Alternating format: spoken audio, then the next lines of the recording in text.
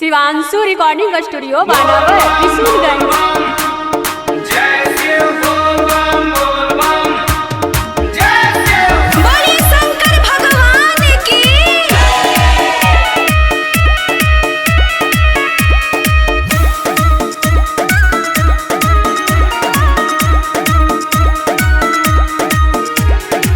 माथे पर भभूत लगा के करते गुणगान है।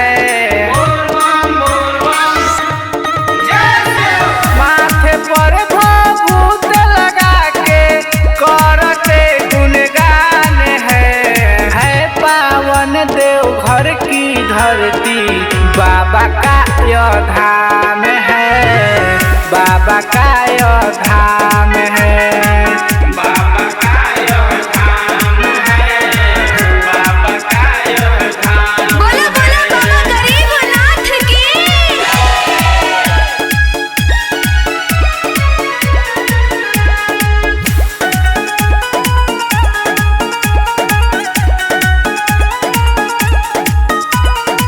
त्रिशूलधारी डमरू वाले जटा से गंगा बहाने वाले दुनिया को बचाने वाले विष का प्याला पीने वाले विष का प्याला पीने वाले त्रिशूलधारी डमरू वाले जटा से गंगा बहाने वाले दुनिया को बचाने वाले विष का प्याला पीने वाले कालों के काले वो महाकाल जो रहते शमशान है पावन देव घर की धरती बाबा का यह धाम है।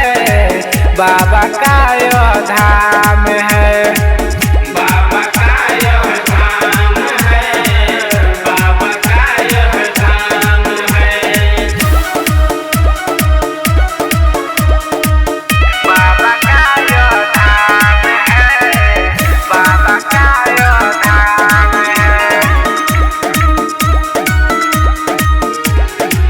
है पावन देव घर की नगरी लेके आते सब जल की गगरी महादेव बोल बम के नारा गूंज रहा है देखो सगरी गूंज रहा है देखो सगरी।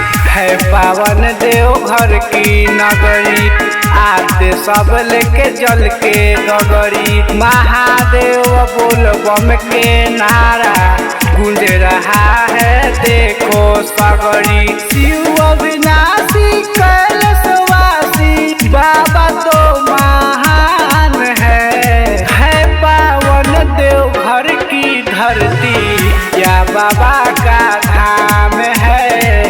या बाबा का धाम है। बाबा का यह धाम है। बाबा का यह धाम है। शिवांशु रिकॉर्डिंग स्टूडियो बानावर किशोरगंज।